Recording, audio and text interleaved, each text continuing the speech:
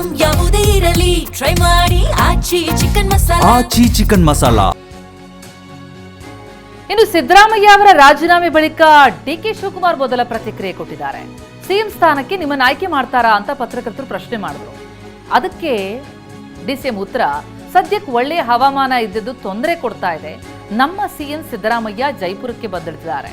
ಬಹಳಷ್ಟು ಪ್ರಕ್ಷುಬ್ಧತೆ, ನಾವು ಅದನ್ನ ಮೊದಲು ನೋಡಬೇಕು ಅನ್ನೋದು ಡಿಸಿಎಂ ಡಿಕೆ ಉತ್ತರ. ದೆಹಲಿಯಲ್ಲಿ ಡಿಕೆ ಶಿವಕುಮಾರ್ ಹೇಳಿಕೆಯನ್ನು ಕೊಟ್ಟಿದ್ದಾರೆ. ಪತ್ರಕರ್ತರ ಪ್ರಶ್ನೆಗೆ ಡಿಸಿಎಂ ಉತ್ತರ ಇದು. After CM resignation, you are set to replace CM Sitaramaiah, sir. Sir. Weather is troubling. Sir, you are set to become the next CM of Karnataka. My CM has landed in Jaipur. Okay. Lot of turbulence. We'll look at that now. After CM resignation, you are set to replace CM Sitaramaiah, sir. Sir. Weather is troubling. Sir, you are set to become the next CM of Karnataka. My CM has landed in Jaipur. Okay. Lot of turbulence. We'll look at that now. After CM resignation, you are set to replace CM Sitaramaiah, sir. Sir. Weather is troubling. Sir, you are set to become the next CM of Karnataka. My CM has landed in Jaipur. Okay. Lot of turbulence. We'll look at that now.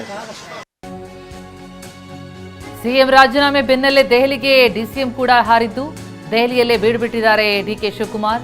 ಇವತ್ತು high command ನಾಯಕರನ್ನ ಭೇಟಿಯಾಗಲಿದ್ದಾರೆ DK.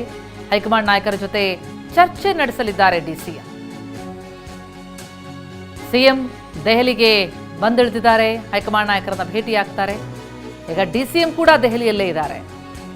CM ರಾಜೀನಾಮೆಯನ್ನ ಪ್ರಕಟಿಸ್ತಾ ಇದ್ದಂತೆ DCM ಕೂಡ ದೆಹಲಿಯತ್ತ ಪ್ರಯಾಣ ಬೆಳೆಸಿ ಈಗ ಅಲ್ಲಿ DK ಕೂಡ ಹೈಕಮಾಂಡ್ ನಾಯಕರನ್ನ ಇವತ್ತು ಭೇಟಿಯಾಗಿ ಚರ್ಚೆ ನಡೆಸಲಿದ್ದಾರೆ.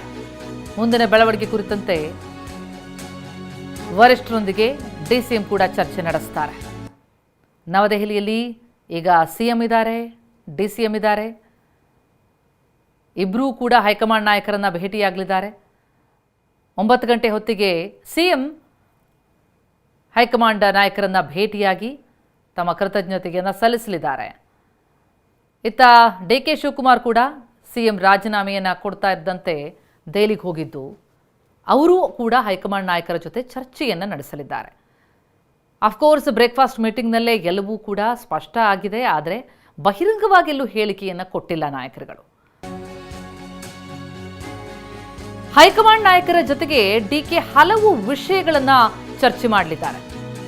ಪ್ರಮುಖವಾಗಿ ಸಿಎಲ್ಪಿ ಸಭೆ ಜೊತೆಗೆ ವಿವಿಧ ರಾಜಕೀಯ ವಿಚಾರಗಳನ್ನು ಮಾತುಕತೆ ಮಾಡಲಿದ್ದಾರೆ.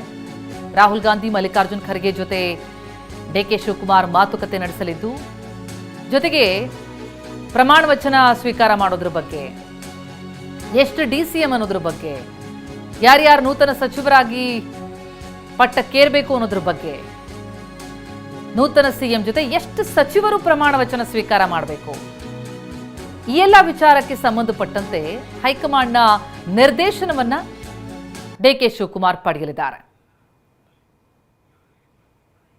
ಸಿದ್ದರಾಮಯ್ಯ ಪದತ್ಯಾಗ ಮಾಡಿ ಈಗ ಡಿಸಿಎಂ ಡಿಕೆ ಶಿವಕುಮಾರ್ ಸಿಎಂ ಪಟ್ಟಕ್ಕೆ ಇರುವಂತಹ ಸಂದರ್ಭ. ಆದರೆ ಅದಕ್ಕೆ ಬೇಕಾದಂತಹ ತಯಾರಿ ಜೊತೆಗೆ ಅದರ ಜೊತೆಗೆ ಆಗಲಿರುವಂತಹ ಬದಲಾವಣೆ, ಅದಕ್ಕೆ ಸಂಬಂಧಪಟ್ಟಂತೆ ಹೈಕಮಾಂಡ್ನ ನಿರ್ದೇಶನ ಪಡೆಯೋದಕ್ಕೆ ಅಂತ ಹೇಳಿ ಡಿಸಿಎಂ ಈಗ ದೆಹಲಿಯಲ್ಲಿದ್ದಾರೆ.